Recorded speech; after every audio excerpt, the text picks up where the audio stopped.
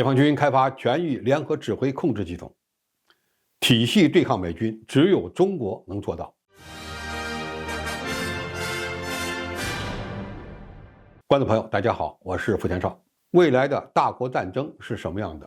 未来的仗应该怎么打？这是每一个军人都需要思考的问题。美国的五角大楼正在发展跨域融合作战概念，也就是利用一套作战系统，将陆海空天电和网络等各个作战领域进行融合，通过情报、数据链和火力上的协同，再通过分布式杀伤链实现平台分散、火力集中，最大限度地夺取大国战争的主动权。当然，美国推动各个军兵种的融合是一回事，能否真正实现有效融合又是另外一回事。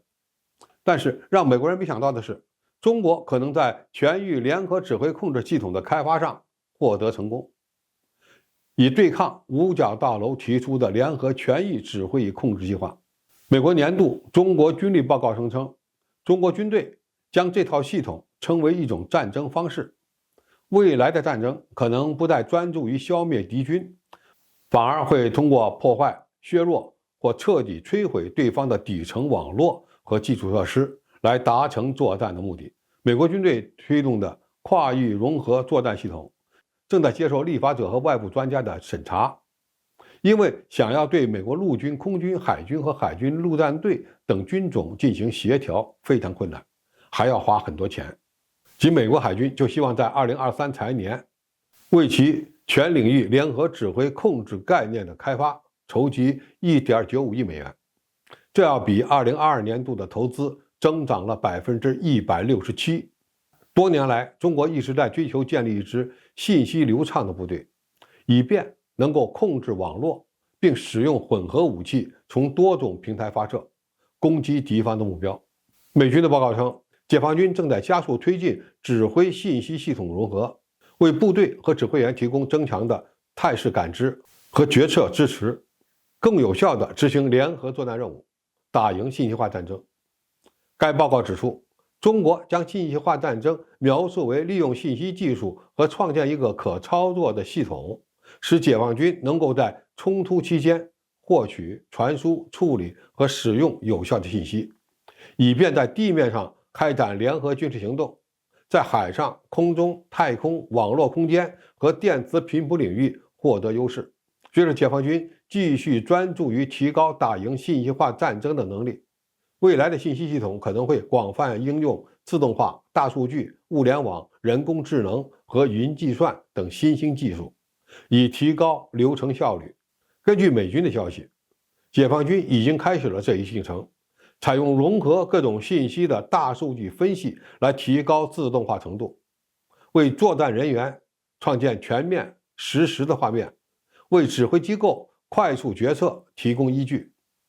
现在的问题是，为什么说跨域融合作战系统的应用，中国军队有可能领先于美国呢？其实这个问题的本质就是如何通过技术创新推动军事改革的问题。美军在协同作战方面的经验和技术原本处于全球领先的地位，比如空地协同能力就比中国军队要早几十年。但是随着人工智能技术和新一代军用数据链的成熟，中美最新联合作战技术的应用已基本上处于同一个水平。解放军的信息化是一场由信息技术进步推动的军队改革，通过不断的努力和改进，目前自上而下的跨域融合作战系统已开始投入使用。中国有全球最先进的5G 技术、人工智能技术，再加上我国的体制优势，有可能成为目前全球唯一在跨域融合作战能力建设上能够匹敌美军的国家。未来的战争是什么样的？从某种角度上看，就是发现即摧毁，而且进行态势感知和发起火力打击的平台不再局限于某一个军兵种，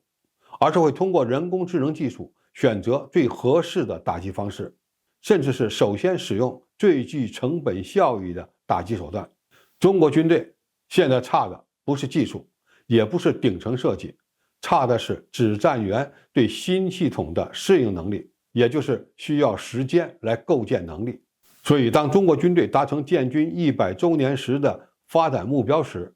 美军在解放军面前恐怕就再也自信不起来了。好，今天的评述就到这里，谢谢大家收看，我们下期再见。